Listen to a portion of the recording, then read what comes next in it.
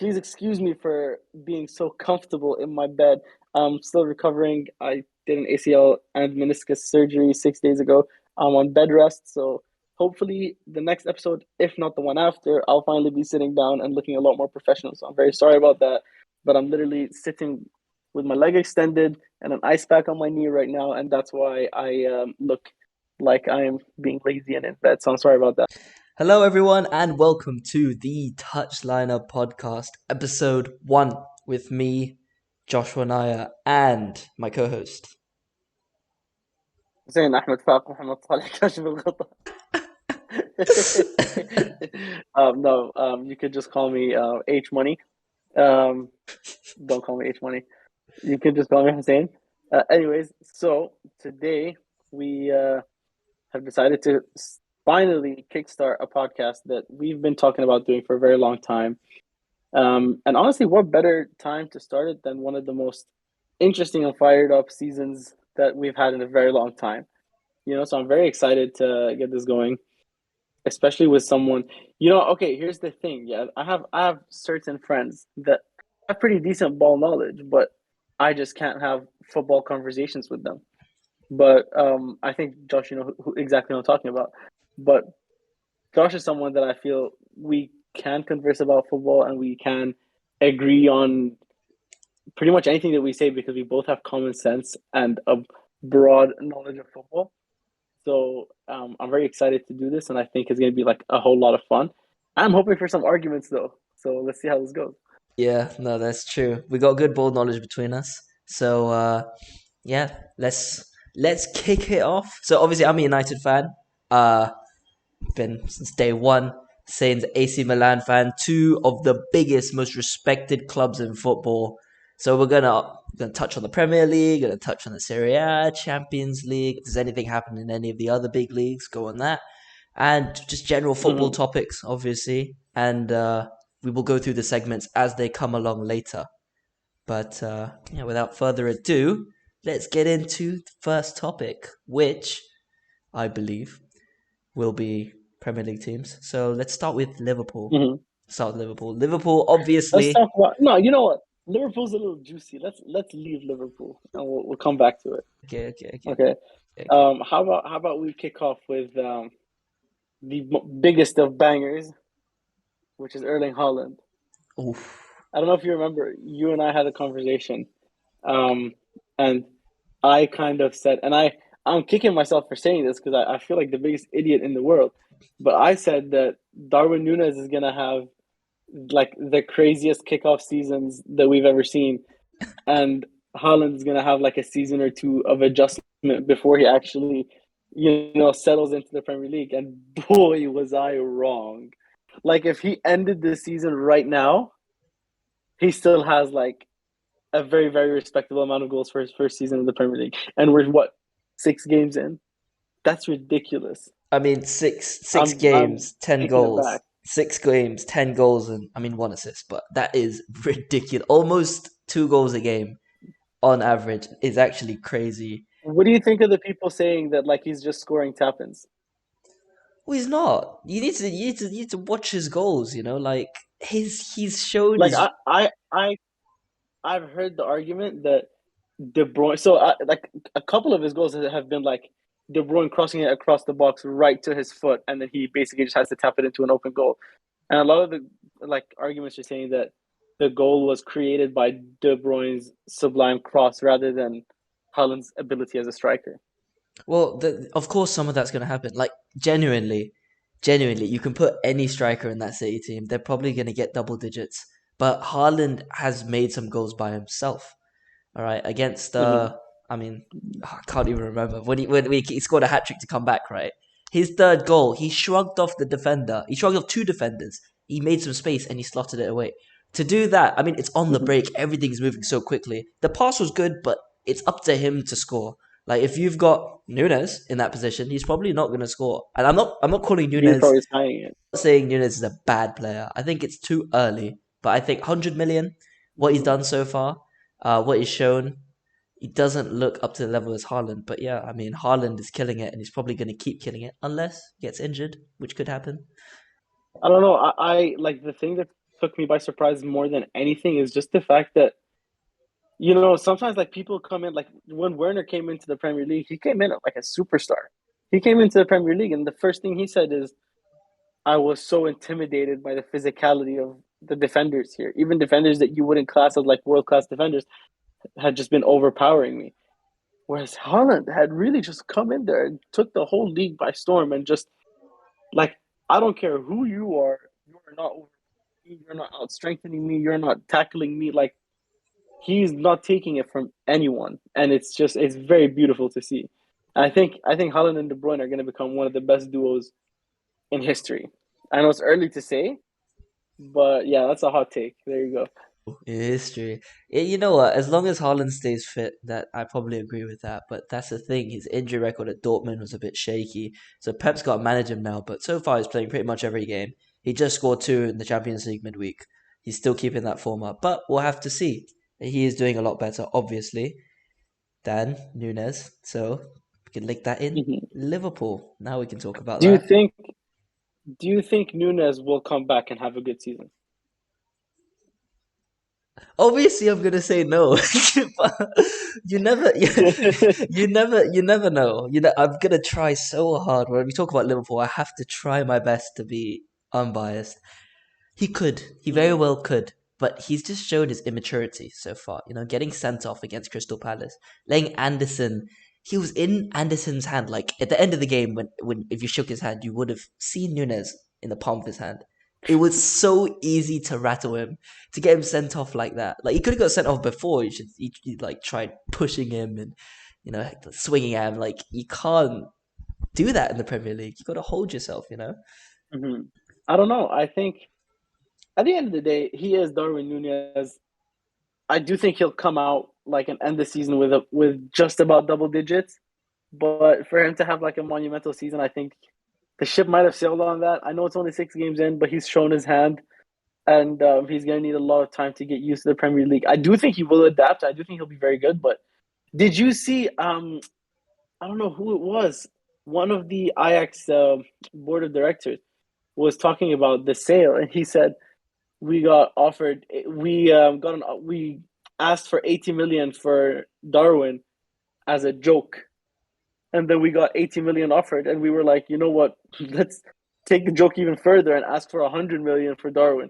Like, they didn't even see enough potential for him to really take it seriously too. And then they got offered 100 million, and then they sold him, and they were like, well, we're gonna sell him because we have like four players in the academy that are better strikers than Darwin. Do you think that Darwin just like could it be that Darwin just had like a good spur of games at the absolute perfect time, just enough to convince Liverpool that he is the one? I think it is one of the most premature signings ever. Like when we were linked with him, I was a bit excited, but it was like at that time it was like, oh, 60, 70 million. And even then we were like, that's a bit much for someone that's had one good season. He did well in the Portuguese league. And in the Champions League he did well against Liverpool as well. But it's Mm-hmm. for that. Does that warrant £100 million transfer? I don't think so. It's very premature. He's very raw. He needed, I think, one more season or even half a season until the World Cup. But it's happened. I don't think he's worth 100 million. I don't think any of the players nowadays are worth 100 million. But the thing is that that's the new archetype Is striker. Anthony worth 100 million? No, but we'll talk about that later. Okay. Yeah, I wanted to cement my opinion of this. Okay. I want to be very clear. I don't think I know. Liverpool's dynasty is over. Okay. And I think it's now more than ever extremely evident that Sadio Mane was the glue that held the team together. Bro, I've Right? been saying this. Yeah. Mohamed Salah, look, I'm Arab. I'll stick up for my Arab boys, but Mohamed Salah's dominance is done. He's he's frustrated, he's flustered, he doesn't know what to do, he doesn't know where to go. And it was just from the first moment when they played against Fulham and their whole philosophy changed against Fulham. I like they were playing long balls from the center backs to Salah and Darwin, who weren't even getting in behind. They were trying to hold the ball against the defender. I've never seen Liverpool play like this. And I just thought it was like Klopp has just tried to do something completely wrong with the team, and it's taken everyone's confidence. Salah doesn't know what to do anymore. Darwin is struggling when he's needed, but more than ever, one player that is just becoming impossible to defend in the sense that we can't stick up for him anymore is Trent. Trent I'm has so happy. done Trent has done so much to make people actually see him for what he is. He's not a good defender. Okay, he can cross the ball. He could get some great assists. Okay, fine, no problem. Stick him on the right wing. Why is he a right back? It doesn't make sense. I don't understand. There's no more excuses for him to be a right back. He doesn't track back. He doesn't defend. And every time he brings it back to the center backs, it fumbles. Did you see the game against Napoli? Yes, yes, I did. Twice. He sent it back to Joe Gomez. Joe Gomez tries dribbling whoever, I think it was Oshiman, and fails, and then they're on the break.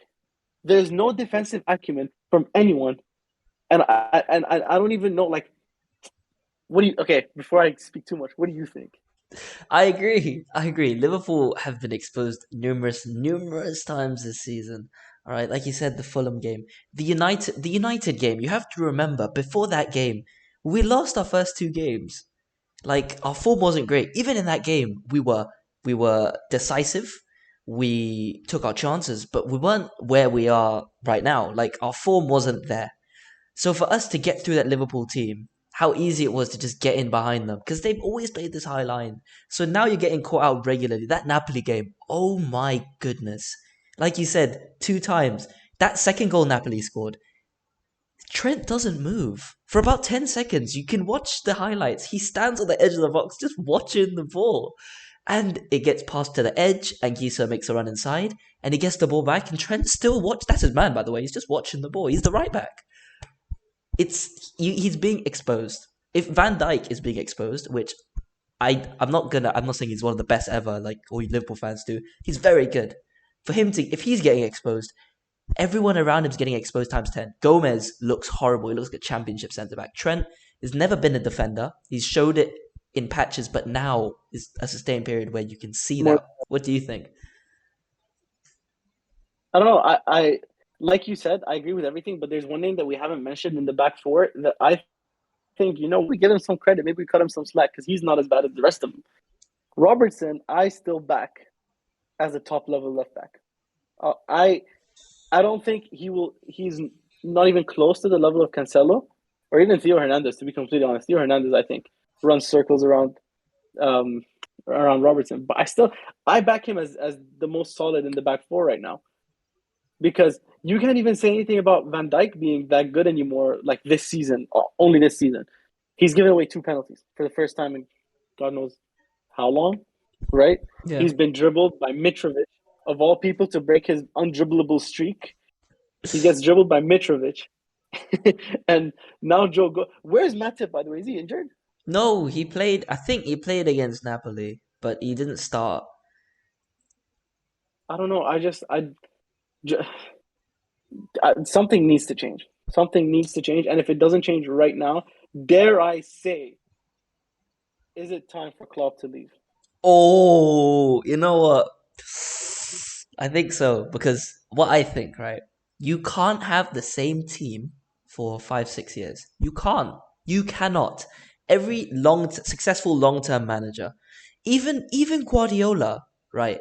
You can see him changing his team. You have to change. You have to adapt. You have to move players on, bring new faces in. Ferguson was the best at doing it, right? He made four successful teams that had sustaining winning periods. But if we don't even talk about Ferguson, you look at Guardiola. Look at his first team that won the league in 2018, right? You had Sane in that team. You had who else? Other people. But the only one I, Hazard, the only one I can think of is Sane, right? But company. yeah, company. Sorry, of course, company. Right, But these names, right? These were like two of the main players in the team. They're not around anymore. Yeah, exactly. You take them out and you put them in. Now it's not company. It's Diaz. Sane, by the way, beautiful goal against Inter. I don't know if you've seen it. Yeah, I saw it. Oh my God, it was crazy. That's what made Anyways, me think about him. speaking of, yeah, speaking of managers who should or have been given the sack potentially prematurely. We had a lot of people, so we posted a story asking what we should talk about, and we had a lot of people ask us questions about what we think of Tuchel being sacked literally out of nowhere. There was no indication of him being under pressure. He recently re-signed, you know, just hit 100 games. Like, where did this come from? I don't know. Do you think that it was time for Tuchel to go, or do you think he should have been given more time and more respect? He definitely should have been given more time, in my opinion.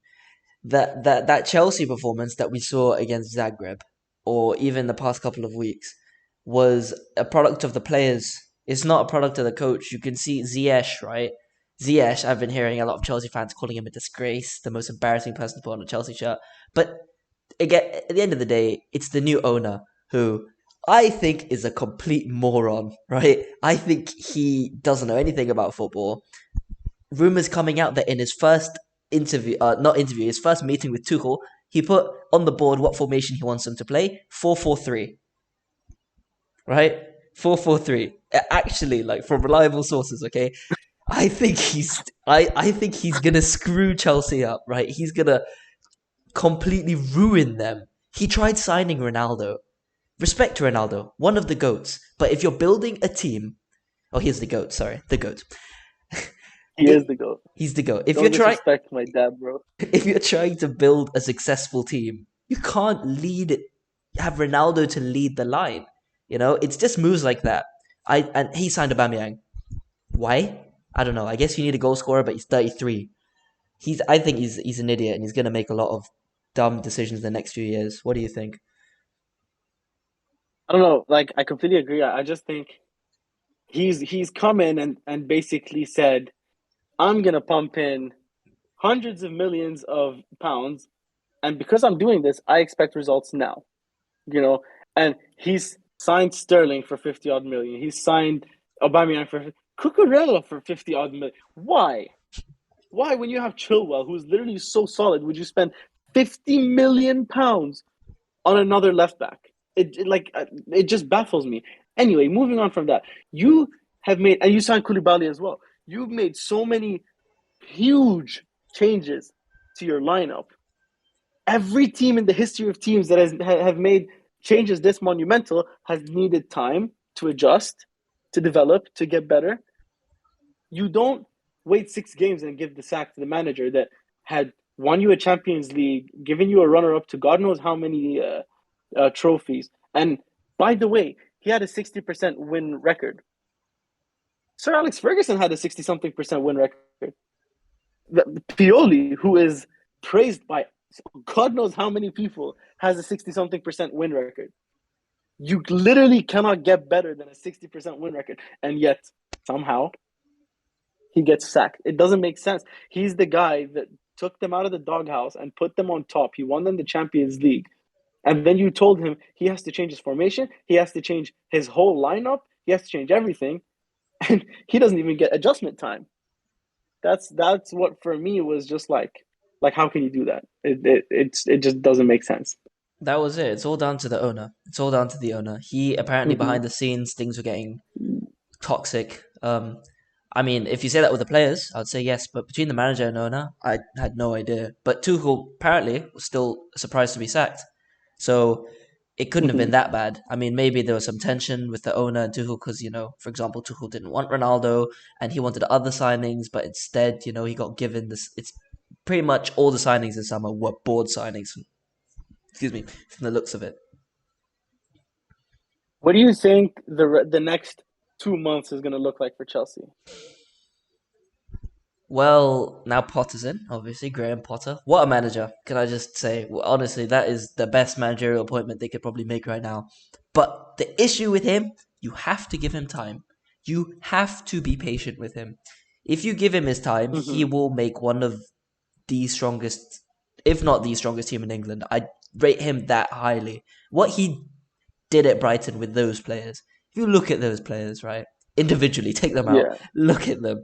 Man's got Welbeck up front. If you got Welbeck up front and you've got a team that Trossard on the left. exactly a top five, they were in the top 4 or 5 in the Premier League, and he's left them.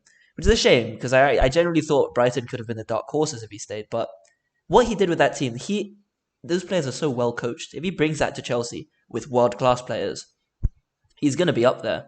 What do you think? But you know what it is about Chelsea that I'm a little skeptical. So A, for example, let's talk about Aubameyang. Aubameyang came to Chelsea, agreed because he wanted Thomas Tuchel, because Tuchel coached him in Dortmund. So now Aubameyang is like a headless chicken. Like, where's my guidance? I came here for you, and now you're gone. What's my purpose of being here? All the players are confused. Like, who's really in charge over here? Who calls the shots? Who do we listen to?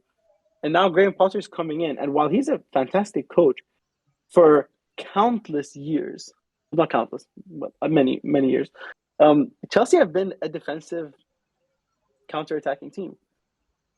That's not how Graham Potter plays, is it? And I don't know how long it's gonna take for Graham Potter to be able to transform them from the defensive team that Mourinho played them as, that Tuchel played them as, that Conte played them as, and turn them into a team that plays football the way that Brighton does. Like, I don't see that happening in the next 2 3 months. And in that time, that's more than enough time for them to crash out of the Champions League, to do some damage in the Premier League that's going to take them away from being in top four, and they're gonna have like a mid-table, like upper mid-table finish, and then Graham Potter will get sacked, and he won't even have enough time to take them to where they actually can go. I think it's a bit difficult this season because you have a couple months now. Obviously, football's off for a couple weeks, but you have a couple months, and then you have the World Cup in that starts in November, and most of your players are gone. So he's going to be coaching like I don't know players that like Aubameyang and maybe the youth players, and that's it. And then they come back and they're going to be tired, and then you've got the rest of the season. So he's not going to have Mm-hmm. time to perform to the best of his abilities this season. No way. They could still get top four because just off the quality of their players, and it helps that they play the same formation as Brighton. You know, five at the back, attacking wing backs. Um, but Mm-hmm. Brighton, yeah, I mean Brighton do keep the ball very well, and that's how he's got to have Chelsea playing now. Under Tuchel, Yeah, obviously, bit different, but the same formation helps. It helps, you know, with the same basic philosophies as Tuchel. fair enough. Moving on. Do you okay? So, do you think? Oh, you know what? Actually, I'll just mention one good example of what should happen to Chelsea that happened with another team. There was an early sacking last year, and there was another coach that came in and said, "Well, we're not going to do well this year. Give me time. Watch what happens next season." And now they're tied at the top of the table. It's Conte. Mm. He came in knowing full well that last season is not going to be his greatest. He finished fourth and just scraped it. And now look at him. He's obliterating whatever's in front of him, and like he's turned Richarlison into Cristiano Ronaldo. And I love to see it. By the way, I think Richarlison is exactly what the Premier League needs. I don't care what anyone says. People have gone soft. People are forgetting the ultimate mind games that used to be played in the Premier League that just aren't there anymore, that Richarlison is bringing back. And I really do love to see it. Oh yeah, no, he's added a different dimension to Tottenham's attack, and there's a lot of shouts from Spurs fans I've seen on Twitter, and elsewhere, that they want Son to come off, stop starting because his The bench. Yeah. form's been abysmal, hasn't it? And Richarlison looks good, and yes, it's taken him a while to score. Obviously, he scored at the weekend, but it was offside. And he took off his shirt, and it was really funny. But Mm-hmm. midweek, he finally got a couple of goals, and it's the least he deserves. Honestly, like he works hard. He's that kind of like rough, aggressive. I'm gonna get this ball before you, striker that we don't really have much of anymore. Now we've got Mm-hmm. these, I don't know, Kane, all these tall, kind of, I don't know, lanky Hold the ball strikers. strikers. Yeah. Yeah, lanky strikers. Yeah, Yeah. but I I don't know. mean, It's yeah, interesting. And I think another hot take. I think this season Premier League is not the most interesting league. It's not the most heated league. And you know what? That's coming to show in Europe. How did Premier League teams do in the Champions League this week? Besides Man City, it's just 1 week though. Tottenham actually well, but Chelsea and Liverpool. Well, Chelsea lost and Liverpool got thrashed. And those are the two most recent Champions League winning English sides, and they got embarrassed By who? Who beat Liverpool? Not only beat them, schooled them and taught them a lesson. Napoli, right? So if we move over to the Italian league and just take a look, let me pull out the table. It's the most wide open league that I've seen in a very long time. Napoli are at the top, Yeah. with Atalanta in second, Milan in third, Torino in fourth, and Udinese in fifth. Inter in sixth place, Roma in seventh, Juventus in eighth, Lazio in ninth. This is crazy. 6 games in, the league is wide open. Nobody's pulled away from anyone. Nobody's shown that they're going to win the league. Nobody's shown that like there's a class level between them and everyone else. For example, Man City have been that power horse for years and years and years, Even and first they've though. The thing is, the Premier League's the same right now. It's very, very, very open. Man City don't start well. I don't know if you remember the last season. They had a terrible start. They still won the league No, it's true. comfortably. It's true. They You probably know, will. I'm not They worried probably about Man will. City, but yeah, Napoli. So here's the thing about Napoli. Napoli last year were looking very solid, and it was very neck and neck between Milan and Napoli until Inter came in and it became a three-legged race. But I always called it with Napoli is that they're gonna burn out. Like, okay, they're looking so solid for the first 28-ish games. The last 10 games, they're gonna burn out and they're not gonna be able to keep up with Milan and Inter. And that's exactly what happened because it was their first season being at such a high level of football. But now they finished that season. They've got rid of their three of their star players in Mertens, Insigne, and Fabian Ruiz, signed nobodies, and those nobodies have turned out to be incredible talents. Now Napoli are at the top. They have one of the most explosive players in this area that nobody knew about. In I'm gonna try to pronounce his name, Kvaratskhelia. That kid is phenomenal.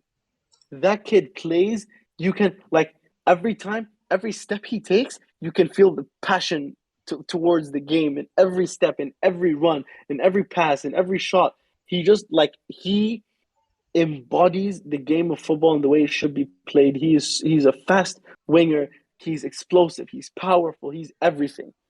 I'm so upset and I'm so angry that Milan never even considered to sign him. But we're gonna talk about this later. But I think he's gonna have an incredible breakout season. What do you think of this area? Do you agree with me that it's a more interesting league this year than the Premier League? Oh, okay, firstly, there's people shouting outside. I don't know if you can hear that. Can you hear that? Yeah, I can. My gosh. I just want to apologize for that. Okay, anyway, I think I'm just gonna get the Serie A table up here.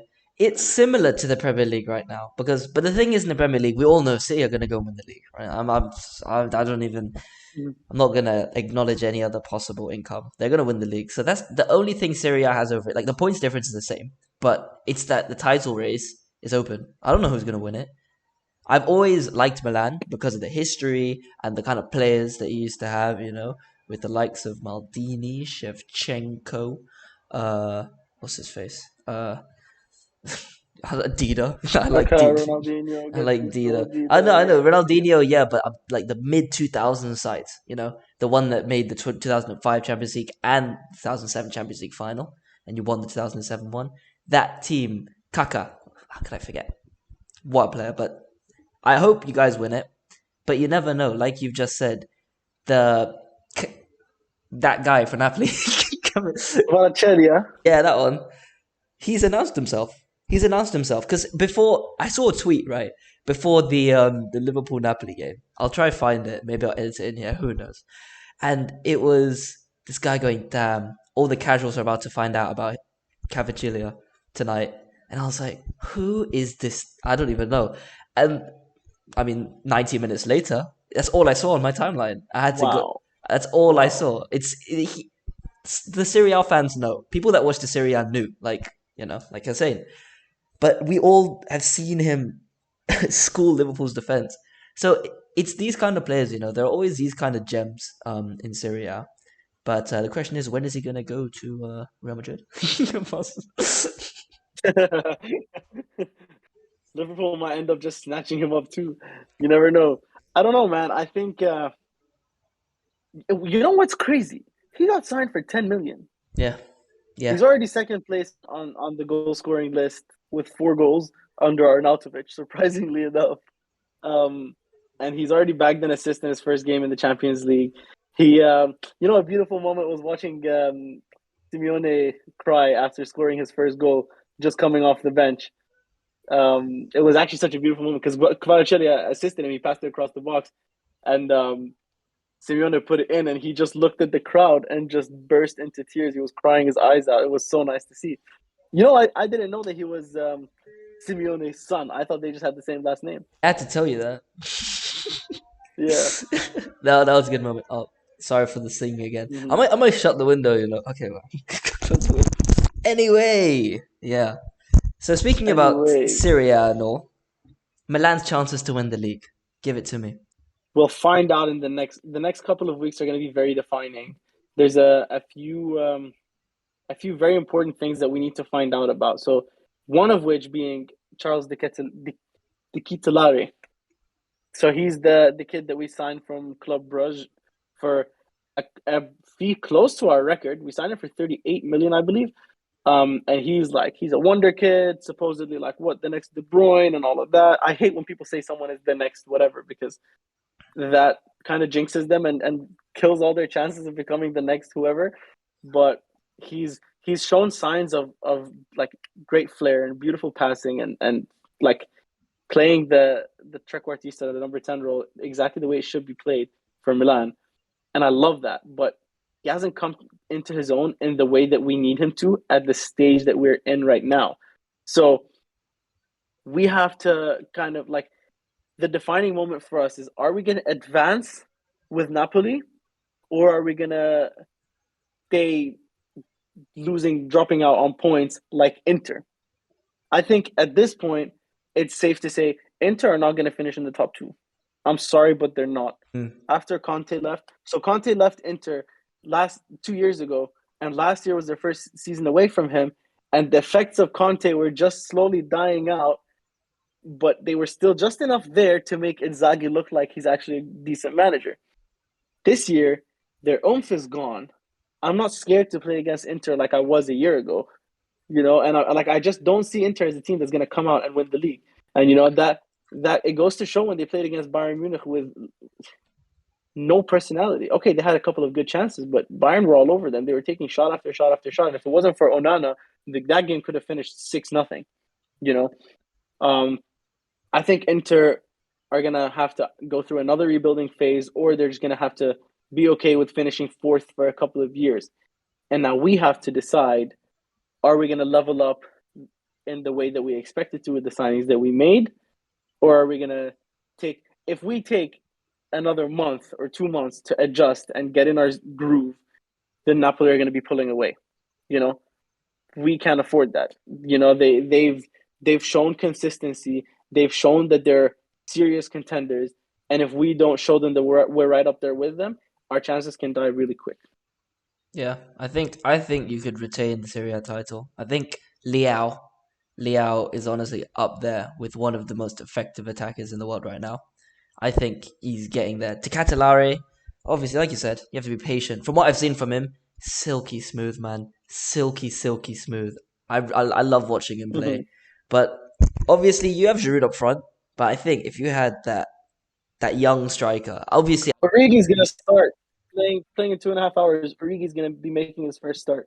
I'm uh, excited to see that. Origi, you know what? Origi might just add that last bit because Giroud and Ibra are good for experience, but they don't have pace. Origi's not the quickest, but he can run. He tries hard. He Yeah, comes from that Liverpool I like his Liverpool dribbling. team. He's Yeah, a decent dribbler too. yeah. I'm gonna make a prediction. So today we in 2.5 hours we play against Sampdoria, and I'm predicting that the Kitolare will bag his first goal for the club today. Okay, I'm gonna put a screenshot of the score just up here. Okay. Okay, sounds good. But yeah. Okay, sorry for that technical difficulty. Just need to make sure we were still recording. So, obviously, on the topic of AC Milan, huge news this week. Sandro Tonali signed a contract until 2027. What are your thoughts on that, Mister? Big Sandro.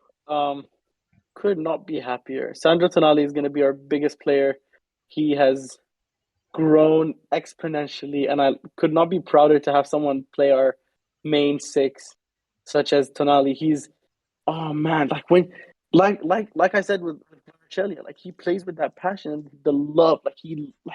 He, I know for a fact he will die on the field for Milan. Like you can see it in his play. He's so explosive. He's so fast. He's a team player. Like he really plays for the badge. He reminds me of a mix of Gattuso and Pirlo, and I love it.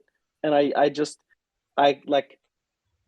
He's a player that I want at Milan till the day he retires, and I don't like. There is no way we can sell someone like Tonali, and I want him to sign with us forever and ever and ever.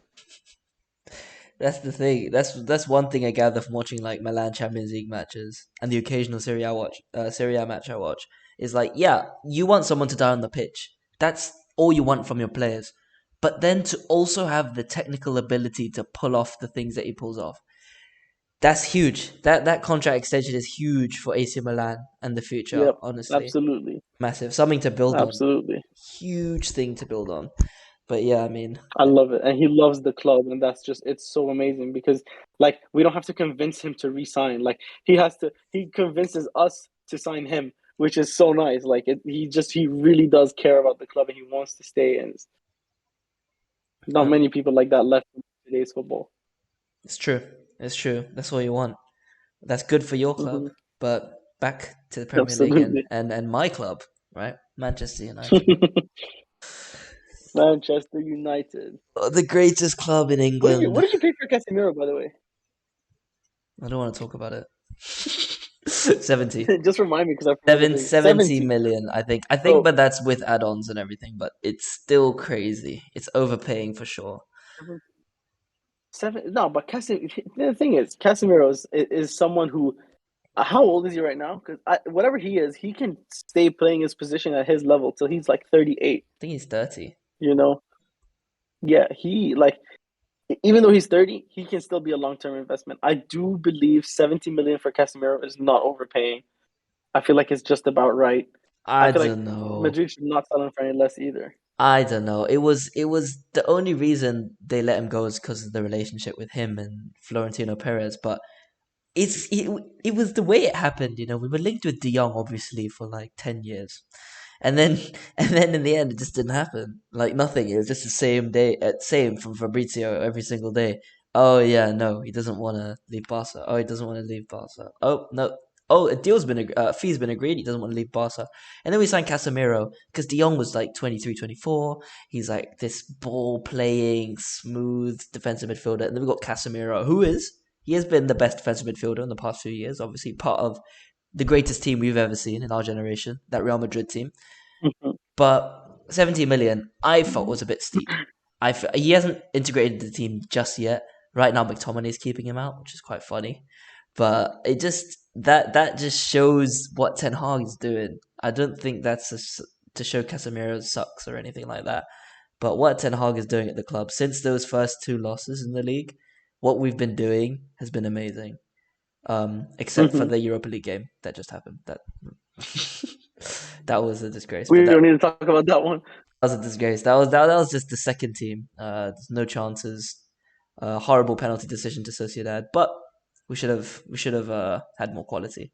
But you know what, United, we uh, we look good. The signings we've overpaid for. I think we've overpaid for all of our signings, obviously except Ericsson because he was free, and Martinez. Mm-hmm. Martinez. Oh my gosh, he might be one of the most important signings we've made in the But last he's few years. 5'9". Do you watch him? I do, but eventually him being 5'9" is just not gonna be. Okay. I don't stand firmly by that statement, but it's a huge point of concern. He's 5'9". Like he will never have the physical dominance of a Van Dijk or a Sergio Ramos. Oh my He's gosh, like that's not true, man. Did you watch that Liverpool game? Did you watch the Arsenal game? I fell asleep halfway through the Liverpool game. I did watch the Arsenal game. Look, I think he's a great center back, but I think I don't know, man. I think him and Varane is a good pairing, but if you were to put him alongside Maguire, he would not be enough. That's saying more about Maguire though. Maguire, and you put anyone alongside Yeah, Maguire. Varane alongside Maguire last season looked horrible. yeah, Like, that's fair. That's fair. but No, Martinez, but you know what? Let's move Martinez, on to is class. Come on, man. oh, You sorry. can't. He's class, man. Come Let's move on. on to a topic that pains me to talk about. I hate. even thinking about this, but you know, I'm a big fan of Batman, and the saying comes into mind that you either die the hero or you live long enough to see yourself become the villain. And Mr. Sue has finally lived long enough to see his transition, and I think he's gonna be turning into Darth Vader very soon. I don't know, man. I just don't see it in him to be that guy anymore. He doesn't like. He seems to have lost it over the politics in the summer, over the aging. He's moved in ways this summer that I never would have expected from such a professional like Cristiano. And he's like, and it hurts me to say this because Josh, you know how much I love Ronaldo. Like I'll swear by Ronaldo till I die. But just for like let's be realistic here. He's what both games that he started, United have lost. Okay, fine. Maguire also started those games, but Ronaldo has not scored any goals in how many minutes? Like over 200 minutes. He hasn't scored a single goal. Nothing. It's Not it's no assists shocking, either. Nothing. you know. Yeah, and like all every time I look at him on the field, he's complaining, you know. And I think there is a little bit of backroom politics. I do think there's a lot of chances that are not being given to Ronaldo on the field. Bruno not squaring when he should be squaring, Rashford not squaring when he should be squaring. I don't know. I think I think Ronaldo's spell at United is over, and maybe even ah his career. I don't know. I don't know. I No, don't know. no. Maybe he should retire after this. I think it depends. If he wants to retire at the top, he should just retire. But it was weird that the Sociedad game, because against Arsenal, he actually came off the bench and looked good. He looked pretty decent. Like I was like, oh, he's adding something here. But that was it. Like the Sociedad game, he looked his age for the first time in his life. He looked his age. He looked 37. That was a 37-year-old man on that pitch. He looked immobile. He looked like he didn't want to press. We played Fred at the 10 to do his pressing for him because he can't press. I was like, why is Fred playing attacking midfield? And I was like, oh yeah, because Ronaldo can't run. But when we're outside the box, Ronaldo's just loafing around. He's not doing much. But when he gets in the box, he still Mm-hmm. he still got it. Like the one chance we got, he scored. It was offside, but he scored. I mean, he can still score goals. But the bottom line is, we look better when he's not there. We don't have when we don't even play a striker. We put Rashford up front. We look better because everyone Mm-hmm. wants to press, everyone wants to run, everyone wants to put the energy in, get the ball, move it up the pitch. Ronaldo is get the ball for me. I'm gonna stand here, give it to me. It's going in, which it worked for us last season. I mean, I say worked when we did it. It worked last season, but I think you're right. This might be the end of his time at the top level. I think maybe he goes to America, makes some movies while he's in the MLS. I don't know. Yeah, I don't know, man. I don't know. I do. My doubts are diminishing about you guys not making Champions League this season. I do think that is definitely in the cards for you. I think you're gonna have to work harder for it than you have on other years where you've made Champions League. But I think between it'll be between you, Arsenal, Chelsea, and Tottenham. One of you guys will maybe even Liverpool. Maybe even like you like now that I'm thinking about it, Tottenham are known to start well and crash out. So I'm not taking anything for granted with Tottenham. I do think Arsenal have what it takes to go far this season. Arsenal and City are the two most promising teams in the league. No, not Besides that, Arsenal. you could very well finish third. Not even gonna consider Arsenal. I actually think Tottenham because I'm not even looking at them as Spurs because Spurs bottle everything. They've got Conte, winner. He's Hmm. getting them to the top four. Like, I'm not even gonna. Yeah, but Mourinho's also a winner. No, but okay, Mourinho was washed a long time before, bro. Like at United, he was already Yeah. kind of washed. Conte is still there; he can still do it. So he will get them to top four, and I think a cup run. I don't know Hmm. which cup, but there will be a cup run. Arsenal, Hmm. this is my hot take. Don't even talk about them for top four. Don't even do it. There's no. Don't waste your breath. Really? Don't waste your breath. I strongly disagree. Don't waste your breath. No, they're good right now, bro. They're good. They're good. And they have this thing where they start seasons so well, and then their fans are like, "We're gonna win the league, bro. We're gonna win the league." And no, you're not. Relax. Look. Their squad very technical, very young, very very good. But as soon as things stop going their way. They down tools. They haven't got a leader. And they haven't got the depth to do well over the course of a season. Last season, no Europe. No Europe. Knocked out of the Cups early. They came fifth. In their best opportunity. They even got so confident. Did you not watch the All or Nothing? Yeah, exactly. I was gonna say they got so confident. They called Amazon like, "Hey, come in, look, we're gonna make top four for the first time in 5 years." Oh, lose to Tottenham. Oh, 3-1, 3-0. No, okay, lose to Tottenham, but you need to take into consideration the fact that they sold Aubameyang and didn't replace him for half a season. That catches up to you. Now they have big Gavi, and he is lighting up the Premier League. He like okay, maybe not like Haaland is, but come on, man, like you got to give him some credit. I think Arsenal definitely. I'm not gonna say definitely, but probably will finish top four. And that's not just to credit Arsenal and say that they're amazing, but it's also to mention how horrible Chelsea are, how Okay, horrible Liverpool are. And neither of these teams look like they're going to be making a crazy transition for their season. but let me give you a scenario now.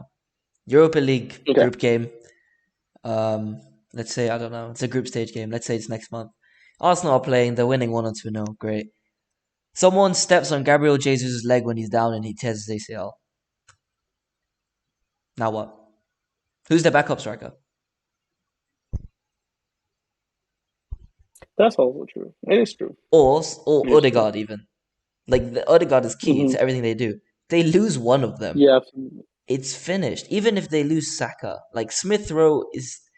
The more and more I see him play, the more and more I think he's just not good enough to start for Arsenal. I don't think. You think so? The more I see him play, I don't think he.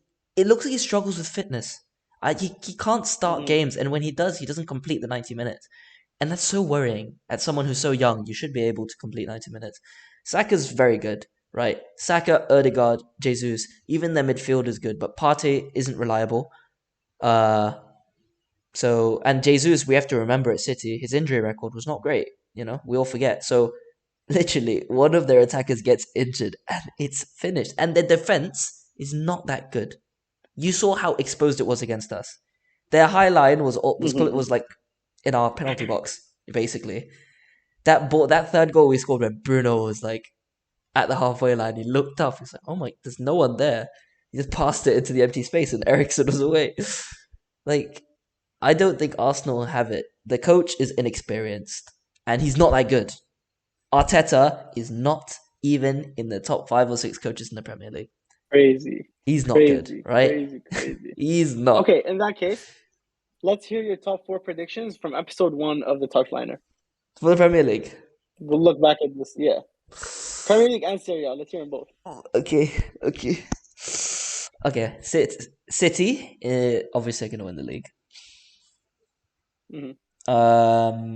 I'm gonna go Spurs in second. Yeah, I'll go. No, you know what? No, Liverpool in second. They're gonna get their stuff together. Liverpool in second. Liverpool will come second. Third will be Spurs, and fourth will be United. Okay, And what about Serie A? Serie A, I'm looking at the table one more time. Milan to win it. Doesn't even look at that for that. Milan to win. And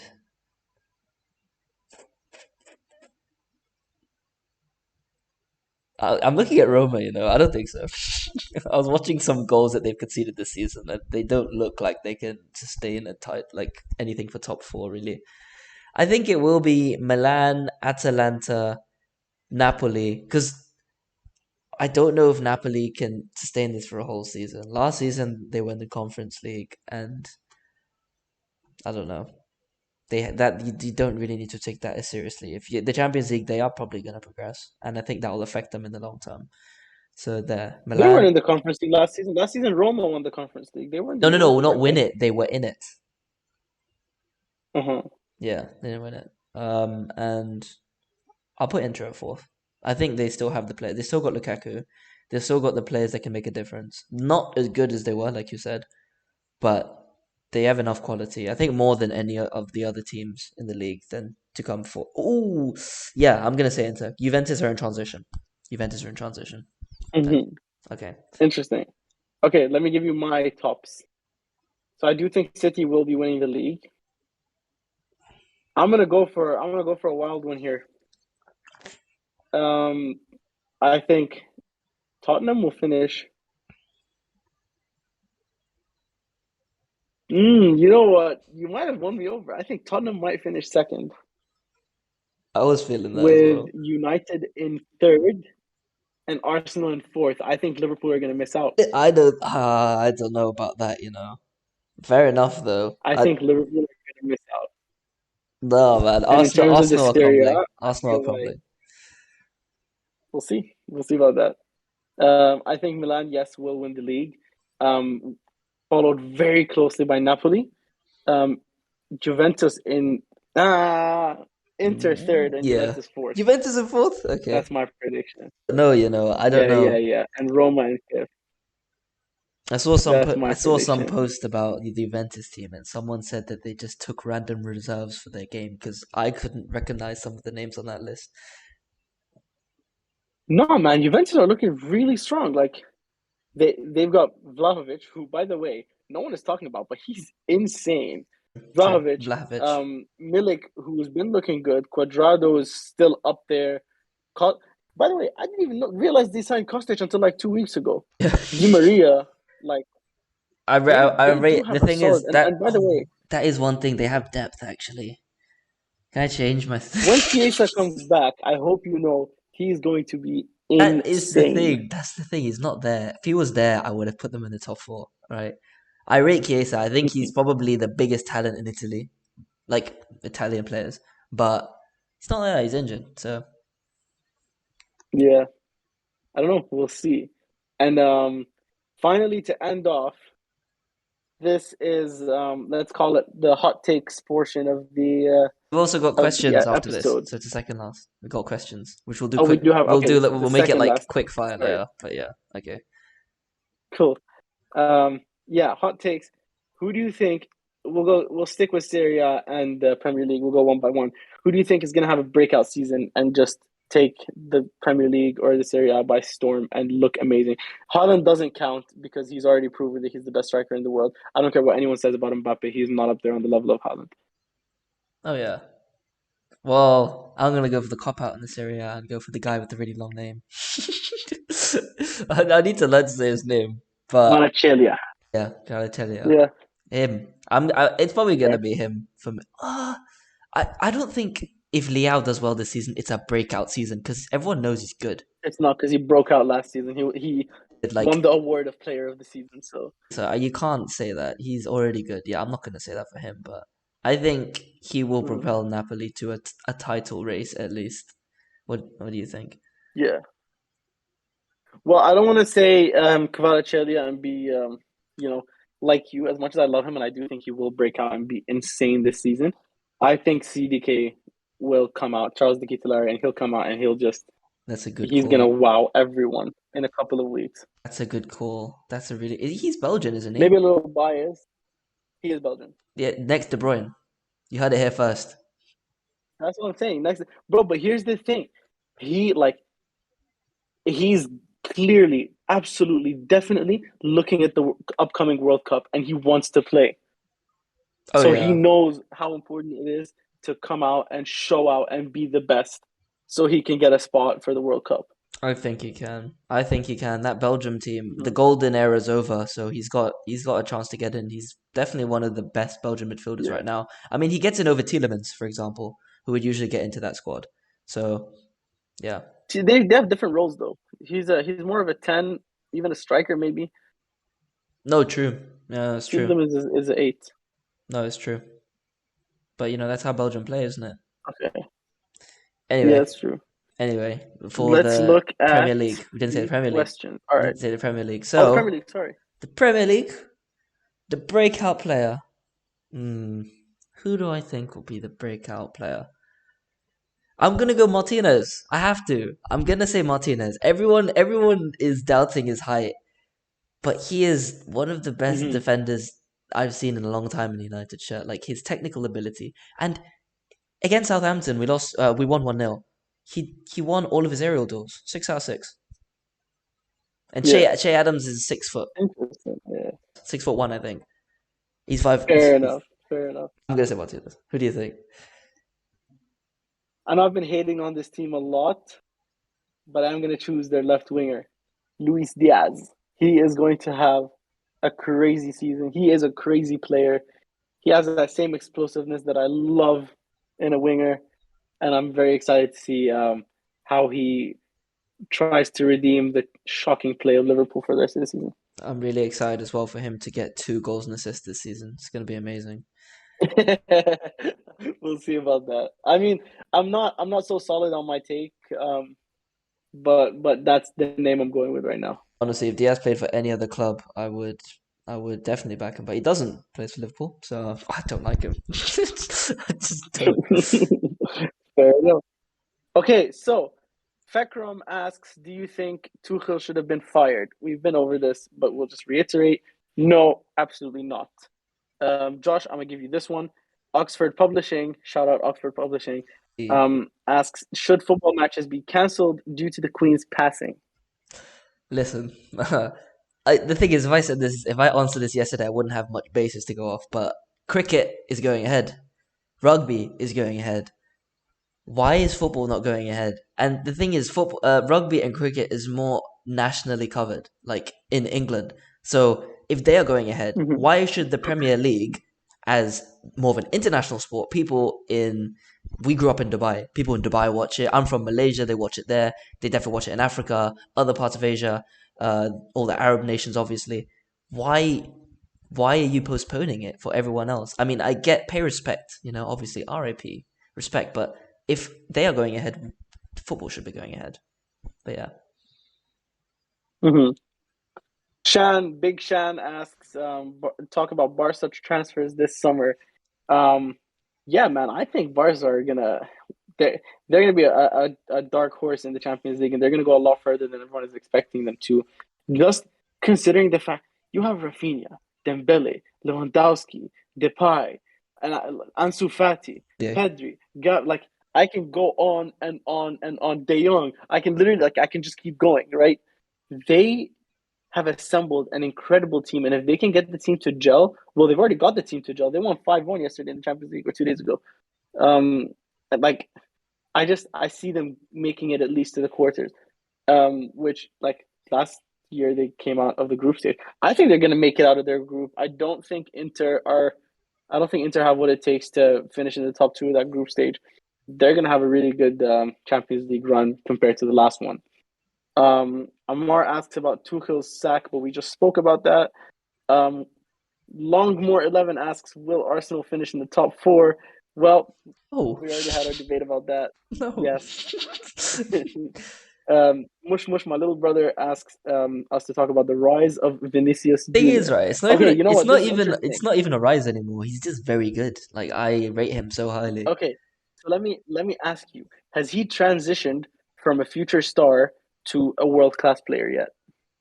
I'm not gonna say world class. It's been one season of world class numbers, but he needs one more, and then we can talk about it. Because last season what he did was crazy, but if you look at this goal to game ratio or goal involvement to game Mhm. ratio this season, it's even better than last season. It's early, but it's even better. So if he keeps going at this trajectory, he could. I said this at the beginning of last season. I'm gonna say it now. He will have a bigger legacy than Neymar. I promise you, I promise you, he will be better. He will be better remembered. He won the Champions League for Real Madrid, okay? Neymar was in the supporting cast of Yeah. the one Champions League he did win, okay? I'm just saying. Hmm. Okay. Johan asks us to talk about Liverpool's struggles. We already mentioned that maybe a little bit too much, so we're not going to touch back on that one. They suck. Um, uh, Parth asks us to talk about Mbappe. There's not really much to say. Mbappe's a big baby. Yeah, he's a baller. I can't lie. He's an absolute baller, but he's a big baby. And eventually, a terrible personality will catch up to you because there is no I in team. And as good as you are, if everyone around you hates you, you're not going to succeed. You're not going to make it far. And that's one of the big reasons why I don't think PSG are going to win the Champions League this season. It doesn't matter if they're winning 7-0, 8-0, 9-0, 75-0 in the League One. They're not going to be winning the Champions League, and you heard it here first. Agree with that. I 100% agree with that. It's gonna catch up to him. It's gonna catch up to him, and having a footballer control aspects of the club is not right. This is the first instance I'm seeing of the players bigger than the club, which should never be the instance. But that's gonna affect Mhm. him in the future and PSG, and I can't wait for it to happen because it's what he deserves. Okay, we got three more. Sebastian asks us to talk about the World Cup. So let's just summarize and We'll do a World in Cup three special seconds. in a couple months. We'll do a World Cup Yeah, yeah, special. yeah. Just give me in 3 seconds. Who do you think wins the World Cup? Three, two, one. France. Okay, I'm saying Portugal. Moving on. Every time every guys, every single tournament he says Portugal because he wants to see Ronaldo lift the trophy. Portugal will win the World Cup. Rehan asks us to talk about how the current economic crisis is affecting the way in which football businesses operate. I'm going to let you take the floor on this one. Is it because you don't know? I just think I've been talking a little too much. Okay, though, if I go with it's different now. It's very different. I mean, you're seeing a lot of crazy. It's crazy because there's a cost of living crisis in the UK at least. I think the whole world with the gas prices is suffering. And you're seeing these crazy prices, like 100 million for Nunez. We paid almost 100 million for Anthony. It doesn't add up, but it just means that clubs are taking more of a risk because they have to. There's been so many losses following COVID and everything, where clubs are struggling to make money. Barcelona almost they're pretty much there. This is their last roll of the dice. I mean, I don't think they will die because they're too big and someone will save them, but they're almost going to be completely bankrupt. You put in all this money into all these players when you're that much in debt. It's crazy, but that's just how it is. It's affected a lot of clubs, but it's a higher risk, higher reward game. That's my opinion. Mm-hmm. Interesting. And finally, last but not least, Jawad asks us to list our top transfers. Haaland. So we'll say we mentioned three each. Haaland doesn't count. Okay. Martinez. I'm gonna Okay, say, that's fair, man. That's fair. If you believe that, then yeah, think Martinez. Well, in the world. in the world. Okay, I'll go Martinez. I will go with. Mm, you know what? I think Sterling saves Chelsea's season, so I'm gonna say Sterling, and I'll say De Ketelaere because I think he's something special. Just it's it's one of those players where if you show someone a 5 second clip, you're like, who? Wow, who is that? Who is that? Yeah. You know? What do you think? Top Hmm. three. I'm gonna go with Kvaratskhelia, obviously, without a shadow of a doubt. 10 million euros for him. Oh Wow, yeah, that was his wow, wow, wow. summer. And I'm gonna be saying wow until I die. That is incredible. Also, the Larry, I do think he's gonna pick up and he's gonna be very, very helpful to us. And last but not least, this might be a little controversial, but I love this player. I wanted him at Milan so bad. And when he signed for United for 100 million euros or pounds, I was very upset because we couldn't get him ourselves. I think Anthony is going to have an. You know what? I'm changing my answer for breakout season. Forget Luis Diaz. I don't know how I didn't think of Anthony. Anthony is going to have a breakout season. He's Really? amazing. He's Really? borderline world class. I love him. He's so quick. He has flair. He can move. He can pass. He can shoot. He just game one, you saw his passion for the club. Just his first game. I think he's going to be amazing, and he's a top transfer. Very cautious. I hope he I would does have paid well. 100 million for him. I think he's very good. I think Mm-hmm. we overpaid by at least double, but I think he is very good and he will come good eventually. But you know what? We will see. I mean, all the Arsenal fans are so angry, bro. They had they signed Marquinhos, this young attacker. He scored on his debut, Yeah. and I think one of my friends messaged me and was just like, "Oh yeah, better than Anthony." I was like, "Yo, dude, why are you thinking about that as soon as he scores? Why do you care so much?" They're so angry because when he celebrated against them, man was grabbing the shirt, kissing the badge. Yeah. They're so angry, but yeah, I think he will be good. But Mm-hmm. going back to the World Cup, didn't you? I swear you didn't watch the Euro final that Ronaldo won. I didn't. No, I didn't. I didn't. That was the year. That year, I fell out of love with football for some reason. I don't know why, what it was. I just did not watch football that year. I And I can't just like I believe didn't even know Portugal won the World Cup. the Euro. Like I just completely fell out of love. The Euro, sorry, I completely fell out of love with the game, and yeah, it like was only after that I started following it again. That's just funny to me because like this is the biggest Ronaldo fan I know, and he didn't even watch the biggest game of his Yeah, career. It's quite funny to me. But I think I mean he didn't even play that game, but that I know. But yeah, anyway, that was that's everything. I think we covered all the topics we wanted to yeah, cover. Um, yeah, I hope you guys liked it. Anyway, this should be going out on Monday, so if anything happens before then it's a bit Monday. annoying. Uh, but yeah, I hope you guys enjoyed this. This will hopefully become a weekly thing, weekly occurrence. We'll just sit down, talk about football for about an hour, give you guys our opinions, our hot takes. Keep sending your Yes, questions sir. in, please. We'll put things on our Instagram at least once a week. We might even do Story. it. We might do it Yeah, more if something big happens. But keep interacting with us. We're always there. You know, we're not doing that much. Anyway, I hope you guys enjoyed this. Let us know what you thought. I'm gonna post this on YouTube and clips on Instagram, whatever. But anyway, hope you guys enjoyed. And I'll hopefully see you guys next week. Thanks, Hussein. See you in a bit, sir. bro. My pleasure. All right. Take care.